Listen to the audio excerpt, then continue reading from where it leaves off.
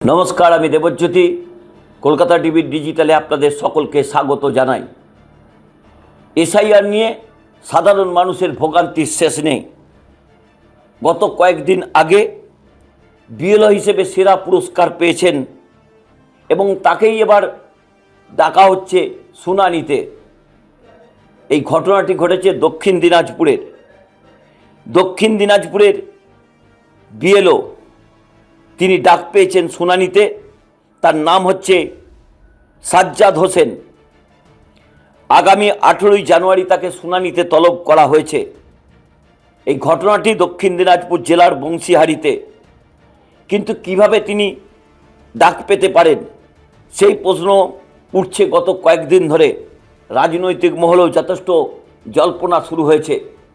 এটি সুকান্ত মজুমদারের লোকসভা কেন্দ্র।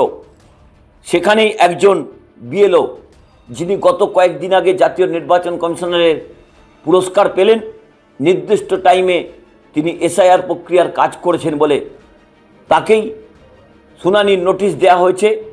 তিনি নিজেই হাতেই সেই শুনানির নোটিশ নিয়েছেন এবং তার সত্যতা স্বীকার করেছেন। বংশীহারি ব্লকের 208 নম্বর পার্টের বিএলও হিসেবে কাজ করছেন সাজ্জাদ হোসেন। বুনিয়াদপুর পুরসভার 4 নম্বর ওয়ার্ডের ব্লক অফিস পাড়ায় তার বাড়ি। পেশায় বংশীহারি ব্লকের সামসপুর প্রাথমিক বিদ্যালয়ের প্রধান শিক্ষক। জানা গেছে তিনি এর আগেও 2012 সালে যে শুনানির কাজ হয়েছিল সেখানেও অত্যন্ত গুরুত্ব দিয়ে কাজ করেছিলেন, সেখানেও সেরার পুরস্কার পেয়েছিলেন। এবার সাজ্জাদ হোসেন তিনি সরাসরি শুনানিতে ডাক পেয়েছেন। আগামী দিনে তিনি হয়তো শুনানি প্রক্রিয়ায় অংশগ্রহণ করবেন।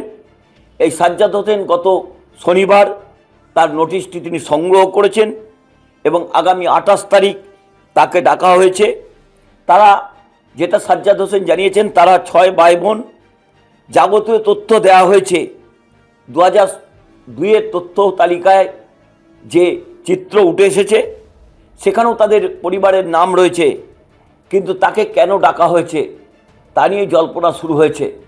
শুধুমাত্র এই সাজ্জাদ হোসেন নয়, এমন বহু বিএলও রয়েছেন যারা নির্দিষ্ট টাইমে তাদের শুনানি প্রক্রিয়ার কাজকর্ম শেষ করেছেন, তাদেরও কিন্তু ডাকা হচ্ছে। এই তালিকায় নতুন সংযোজন হয়েছে এই বুনিয়াদপুরের সাজ্জাদ হোসেন।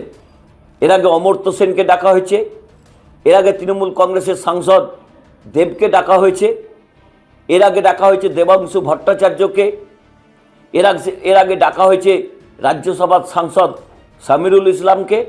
এছাড়াও তৃণমূল কংগ্রেসের নেত্রী শশী পাঁজাকেও ডাকা হয়েছিল। গতকাল তিনি শুনানি প্রক্রিয়ায় অংশগ্রহণ করেছিলেন, সেখানেও তিনি সমস্ত তথ্য দিয়েছেন। কিন্তু কেন বারবার তৃণমূল কংগ্রেসের নেতাদের লক্ষ্য করে শুনানি নোটিশ পাঠানো হচ্ছে? একথার সত্যতা একেবারেই নেই। কারণ বেশ কয়েকজন জনপ্রিয় সংবাদ মাধ্যমের কর্মী, তাদেরও কিন্তু ডাকা হচ্ছে। যাদের কেউ কেউ গদি মিডিয়া হিসেবে কটাক্ষ করেন, তাদেরও কিন্তু ডাকা হয়েছে। অর্থাৎ শুনানি প্রক্রিয়াতে যেভাবে এআই ব্যবহার করা হয়েছে তার ফলেই কিন্তু তথ্য বিকৃত হয়েছে বলে তৃণমূল কংগ্রেসের অভিযোগ। তৃণমূল কংগ্রেস ইতিমধ্যেই জানিয়ে দিয়েছেন তারা শুনানি প্রক্রিয়ায় তাদের কর্মীদের যেমন কাজে লাগিয়েছেন, তেমনি তৃণমূল কংগ্রেস নেত্রী মমতা বন্দ্যোপাধ্যায়, অভিষেক বন্দ্যোপাধ্যায় রাজপথে কয়েক লক্ষ তাদের সেনানীকে নামিয়ে ফেলেছেন। যারা বিএলও 2 হিসেবে কাজকর্ম করছেন তাদের ভূয়সী প্রশংসা করেছেন অভিষেক বন্দ্যোপাধ্যায়। সেই দিক থেকে এই বুনিয়াদপুরের সাজ্জাদ হোসেনকে শুনানি প্রক্রিয়ায় ডাকা অত্যন্ত রাজনৈতিকভাবে গুরুত্বপূর্ণ। তা নিয়েও কিন্তু যথেষ্ট রাজনৈতিক চর্চা শুরু হয়েছে দক্ষিণ দিনাজপুরের রাজনীতিতে। কিন্তু এই সাজ্জাদ হোসেন তিনি কি সংখ্যালঘু পরিবারের সন্তান বলেই তাকে ডাকা হলো? সেই অভিযোগও কিন্তু তৃণমূল কংগ্রেসের পক্ষ থেকে করা হচ্ছে।